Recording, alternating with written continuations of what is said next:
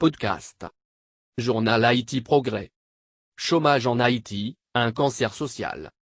C'est avec grande stupéfaction que je réagis à la nouvelle que plus de 144 000 candidats sont attendus aux épreuves du baccalauréat cette année.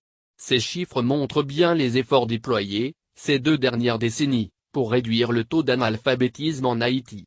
Des applaudissements sont bien mérités. Mais, attendez.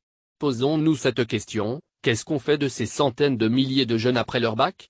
Jusqu'à quand nos jeunes peuvent déclarer avec assurance, après le bac, c'est la fac? Tristement, la réalité dans les grandes villes du pays oblige les jeunes à penser au crack, juste rêver d'un diplôme de bac. Et souvent, le bac est synonyme de bac. Ça expliquerait ces expressions populaires dans nos villes, paye à embraye sous bac où le pays ne fait que marche arrière. Quelques chiffres.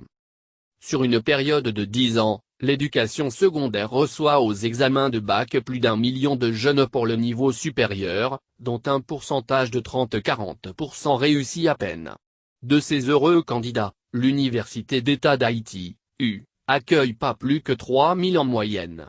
Le secteur privé, avec ses centres professionnels et facultés, en reçoit 10 000. On estime que la moitié, environ 5 000, part à l'étranger, pour étudier, et spécialement en terre voisine. Au total, cela fait 180 000 diplômés, prêts à faire leur entrée sur le marché du travail au cours d'une décennie. On doit se poser les questions suivantes, que fait-on des plus de 200-300 000 jeunes qui auraient réussi leur bac et qui n'ont pas eu les moyens de se payer une faculté privée? Qu'adviendra-t-il des 500 à 600 000 sans leur diplôme de bac?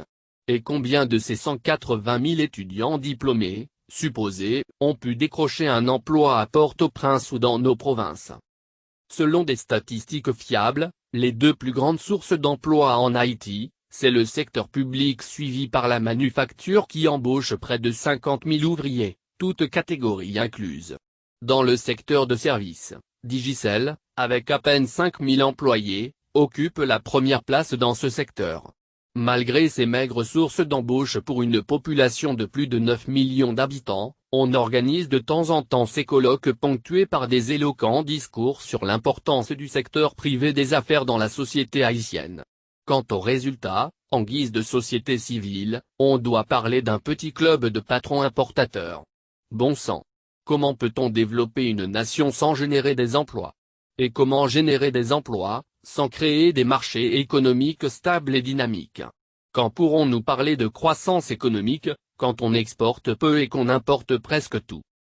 Nous assistons à une explosion démographique inquiétante, plus de 8 millions d'habitants sur 27 000 km², soit 781 habitants par km².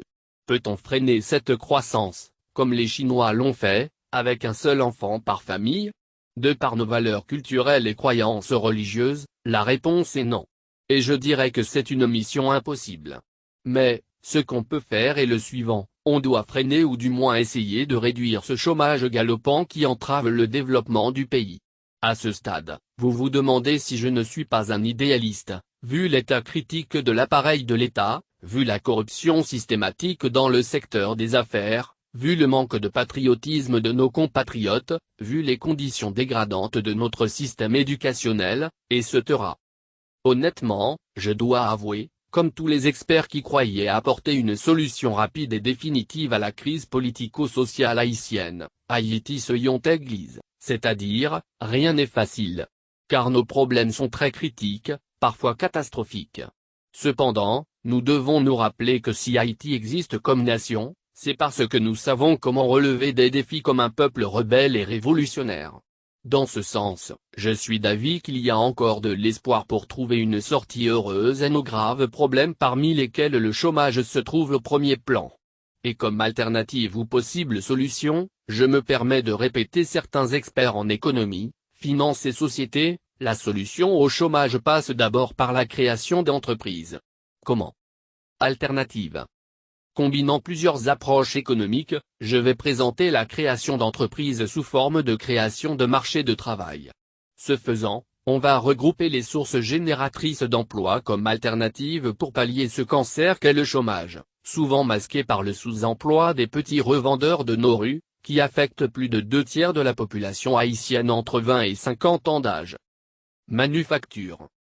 Si 48 000 emplois dans le secteur de la manufacture représentent la deuxième plus grande source de revenus du pays après les transferts venant de la diaspora haïtienne, ces chiffres sont bien loin de signifier grand-chose, dans le cadre du développement du pays.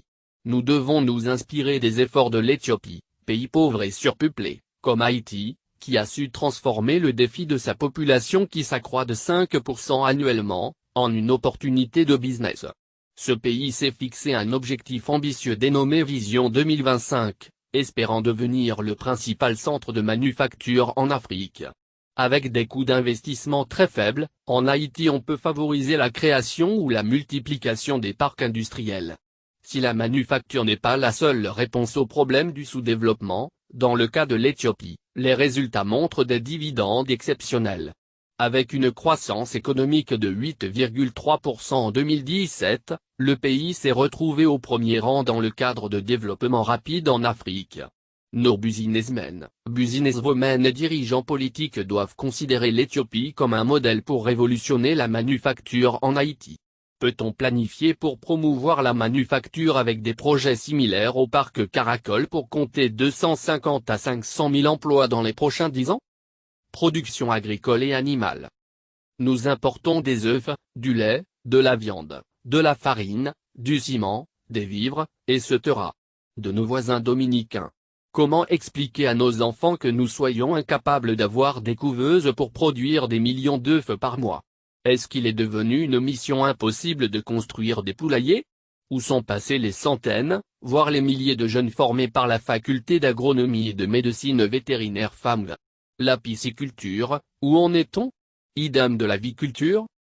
Il est temps de mobiliser tous les secteurs de la nation pour une production agricole et animale, massive. Riches Haïtiens, soyez nos premiers investisseurs. Pauvres et chômeurs, il y a du boulot, 20 mènes en pâte là. Nous pouvons nous servir de l'expérience de nos amis cubains. Ils ont réussi une révolution agroécologique.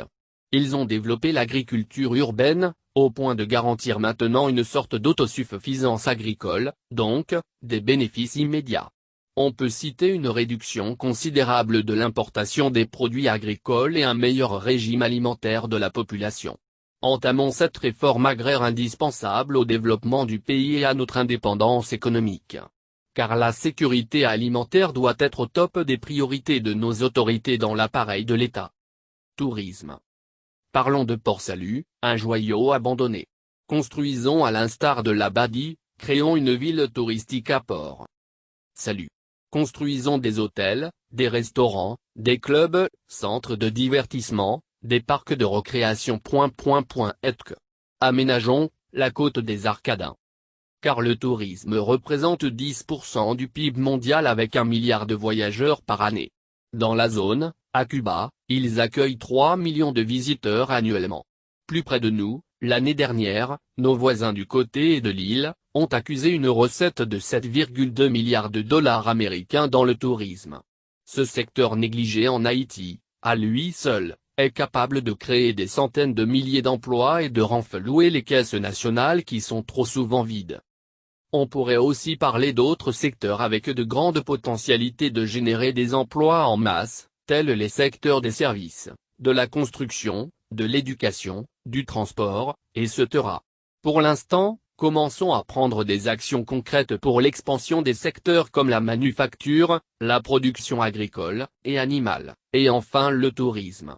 Par conséquent, l'État doit travailler de concert avec la société civile des affaires pour créer les conditions nécessaires afin d'encourager les investisseurs nationaux et internationaux à monter des entreprises génératrices d'emplois.